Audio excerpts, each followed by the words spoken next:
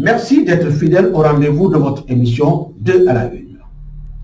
Aujourd'hui, dans ce deuxième numéro, nous allons vous parler des faux décrets, des faux communiqués et des faux arrêtés. La diffusion de ces documents supposés faux est devenue monnaie courante au Sénégal. Qu'en est-il exactement? Dans le deuxième point, nous allons vous plonger dans l'histoire sportive du Sénégal. Nous allons vous amener en Corée, où en 2002, le Sénégal, pour sa première participation à une phase finale de Coupe du Monde, rencontrait la France pour son premier match. Depuis quelque temps, la diffusion de faux documents, décrets, communiqués, arrêtés est devenue monnaie courante au Sénégal.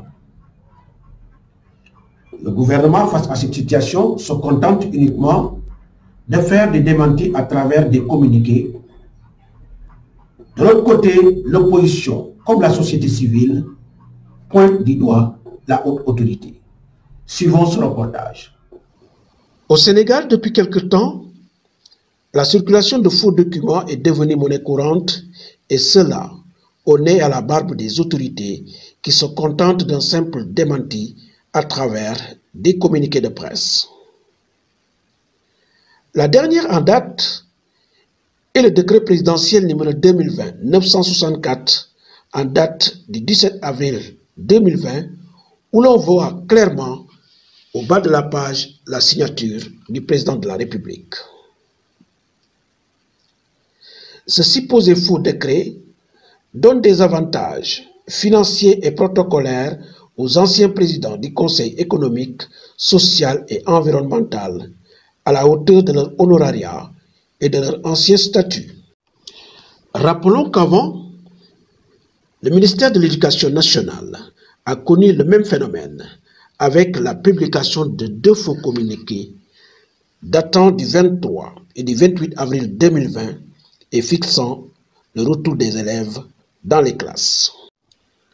En réponse à cette situation jugée inacceptable, le ministre de l'Éducation nationale, M. Mamadou Talla, avait pris comme mesure conservatoire de déposer une plainte contre X et avait averti les auteurs de tels faits que des procédures judiciaires seront enclenchées conformément à la loi.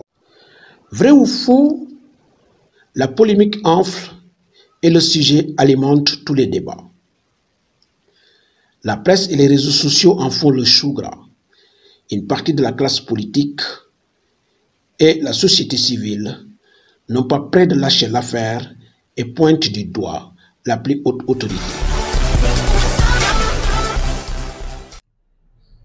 Nous sommes le 31 mai 2002 en Corée du Sud.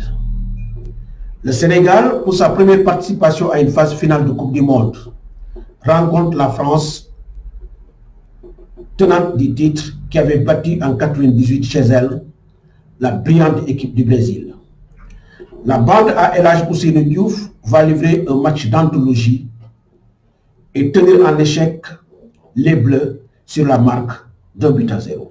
Suivons ce reportage. Nous sommes le 31 mai 2002. Le Sénégal, pour sa première participation à une phase finale de Coupe du Monde, rencontre la France, tenante du titre.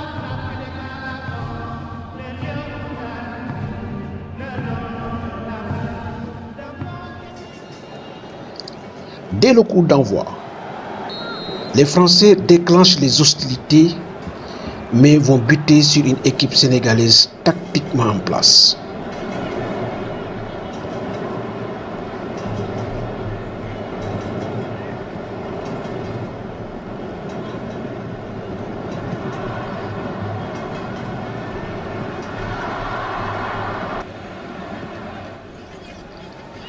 Les Sénégalais,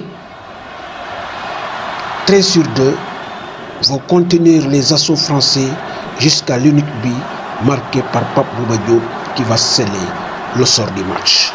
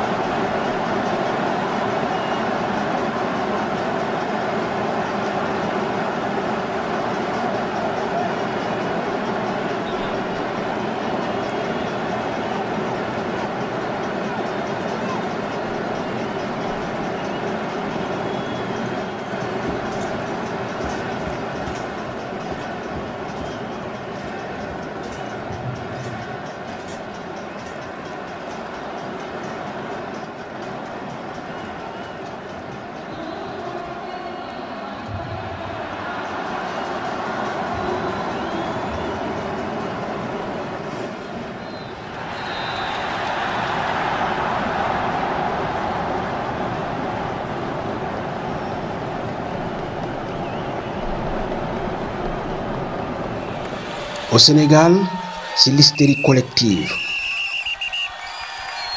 Les jeunes vont converger vers les grilles du palais pour manifester leur joie.